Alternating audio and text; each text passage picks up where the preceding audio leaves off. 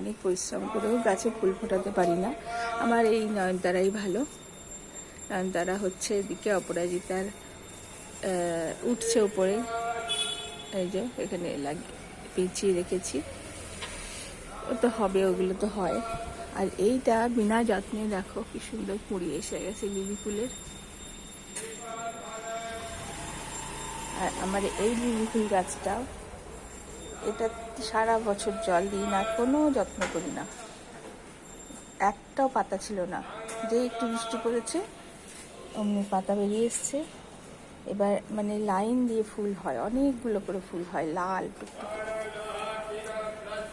এদের লাগানোই ভালো। এইসব এই চন্দ্রমল্লিকা ফল এইগুলো প্রচণ্ড কঠিন করা ফুল আনানো। আমি ভাবছি এবার থেকে আর ওসব করবো না, এইসব গাছ নিয়ে এসে লাগাবো। এখানে পুদিনা গাছ, পুদিনা ছোট্ট ছোট্ট পাতা। আসলে এখানটা রেগুলার জল পড়ে না, এটার জন্য রেগুলার জলের দরকার। তার মাঝখানে একটা গোলাপ গাছ ছোট্ট, এটা আমার হাজব্যান্ডের বর দিয়েছিল। ডাক্তারকে কি বলছি, হাজব্যান্ডের বন্ধু দিয়েছিল।